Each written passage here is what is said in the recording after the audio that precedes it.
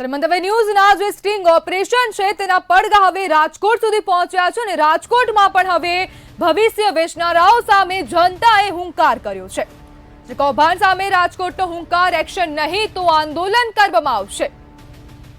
રાજકોટનો અવાજ ભવિષ્ય સાથે ખેલ નહીં, ક્યારે બંધ થશે?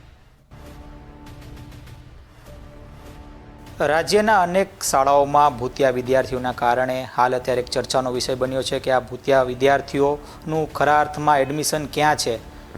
ચોક્કસથી અનેક જે કોચિંગ ક્લાસીસ છે, આ કોચિંગ ક્લાસીસ દાવો કરી રહ્યા છે કે આ પ્રકારના એડમિશન તેઓ લેવડાવી શકે છે। આપણી સાથે પ્રબુદ્ધ નાગરિકો જોડાણા છે, એમની સાથે જ વાત કરીશું તેઓ શું કહી રહ્યા છે મામલે।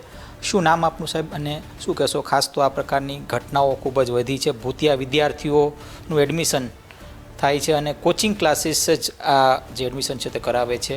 JEE અને નીટના ક્લાસીસના જે સંચાલકો છે તે આ પ્રકારનો દાવો કરે છે। મંતવ્ય ન્યૂઝના સ્ટિંગમાં પણ આ જ પ્રકારનો દાવો તેઓએ કરી રહ્યા છે। મારું નામ ગૌરવ પટેલ છે અને જી અને નીટ જે છે એ ખાસ કરીને મા બાપે જાગૃત એમાં થવાનું છે કે જે શાળાની અંદર જી નીટના સ્કૂલિંગ ચાલે છે તો એમની અંદર એમનું એક્સ્ટ્રા વર્ક અથવા તો એમને રિલેટેડ ઘણું બધું સાહિત્ય જોઈતું હોય તો એ પણ શાળા આપવા તૈયાર હોય છે। ખાસ કરીને ક્વોલિફાઈડ ટીચર્સ હોય તો ક્વોલિફાઈડ ટીચર્સને કારણે ઘણા બધા પ્રશ્નો સોલ્વ થતા હોય છે અને જેમ કે મેથ્સ, સાયન્સ, SS અને CBSE સ્કૂલ હોય કે આપણું સ્ટેટ બોર્ડ GSEB બોર્ડ હોય તો બી એમની અંદર બાળકોને જી અને નીટની અંદર પણ ક્યાંય ક્વેરી રહેતી નથી। પણ ફર્સ્ટ ટાઈમ તો કે બાળકો એના માટે શાળાને મહત્ત્વ આપે, મા બાપ શાળાને મહત્ત્વ આપે, ઘણી બધી સ્કિલ ઘણી બધી પ્રકારે બહાર લાવી શકાય છે અને આ જી અને નીટ બે જ કોર્સ એવા નથી કે જેનાથી દુનિયા આખી આગળ વધી શકે છે।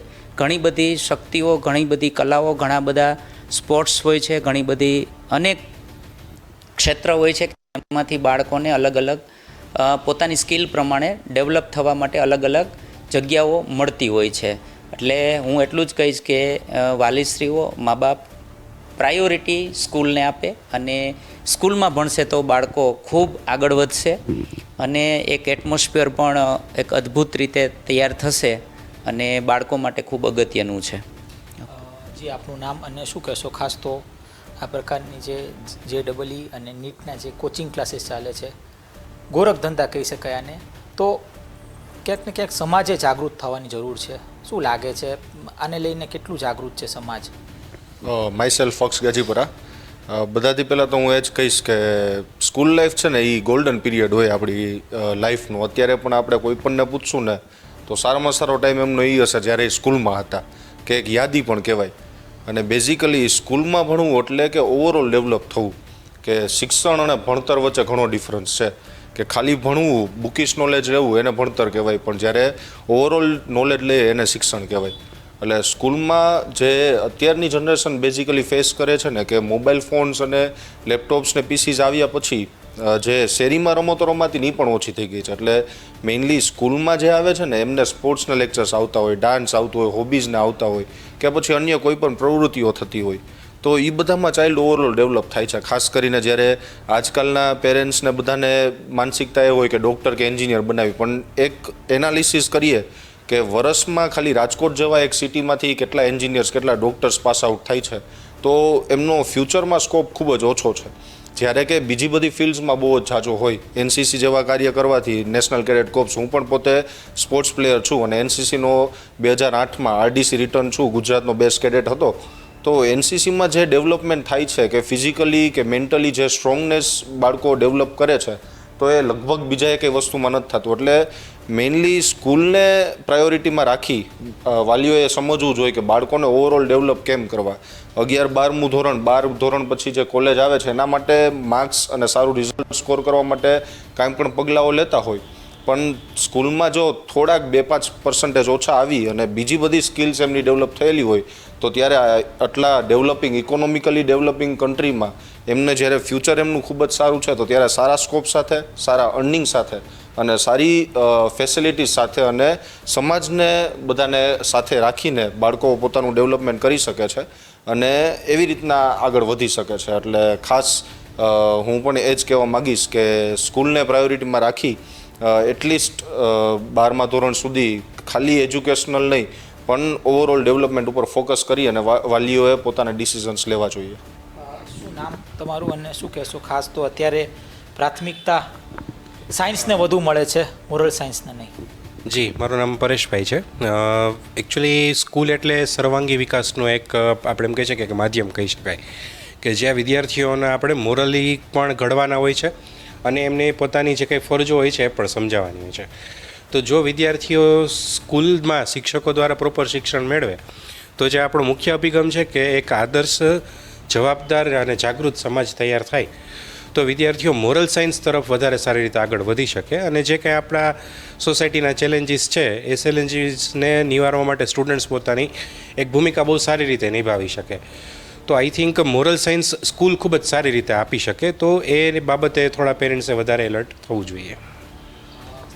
શું નામ તમારું અને શું કહેશો? ખાસ તો જે ઉચ્ચ અધિકારીઓ હોય છે તેઓનું પણ ક્યાંક સુપરવિઝન હોવું જોઈએ કે જે નથી હોતું. શું કહેશો? તેના કારણે આ બધી જે ગોરખધંધાની જે ગતિવિધિઓ છે તે વધી રહી છે. My name is Deep Goyal. So being a sports teacher, જી, તમે શું કહેશો? ખાસ તો જે રીતના અત્યારે જે ઉચ્ચ અધિકારીઓ જે છે એ લોકો ક્યાંક ને ક્યાંક આ પ્રકારના ગોરખધંધા બંધ કરી શકે, છતાંય તેમની તમને એવું લાગે છે ક્યાંક ને ક્યાંક તેમની પણ સંડોવણી હોઈ શકે? એ તો હવે કોઈ વાંધો નહીં. આપ શું કહેશો?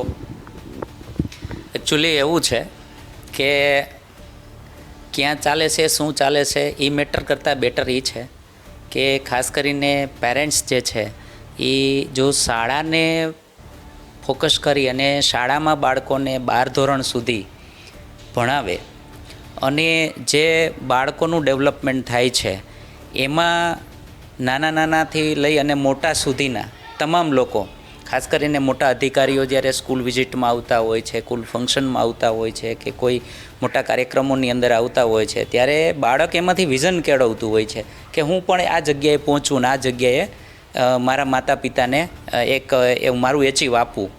એટલે હું એટલું જ કહીશ કે બાળકો જે છે ને એ ઘણું બધું શીખે છે, પણ કેમ શીખવું છે ને એ માત્ર સ્કૂલ પાસેથી જ શીખવા અને જાણવા મળે છે. એક નાનકડી વાત કરી દઉં કે એક સ્કૂલ શરૂ હોય ને ત્યારે એક જગતની જેલ બંધ હોય છે, પણ જ્યારે સ્કૂલની અંદર આવી રીતે બાળકો ભણશે ને તો એ બાળકોનું સર્વાંગી જે ડેવલપમેન્ટ છે એ બીજે ક્યાંય નથી થવાનું. અને આપણી પાસે સ્કૂલની અંદર શારીરિક શિક્ષણ, સ્પોર્ટ્સ, ડ્રોઈંગ આવી ઘણી બધી એક્ટિવિટીઝ થતી હોય છે. આ એક્ટિવિટીઝને આપણે એવી રીતે લઈ જઈએ કે બાળકોમાં જે સ્કિલ છે એને એ તરફ વાળીએ છીએ તો એ ત્યાં જઈને આગળ વધે છે.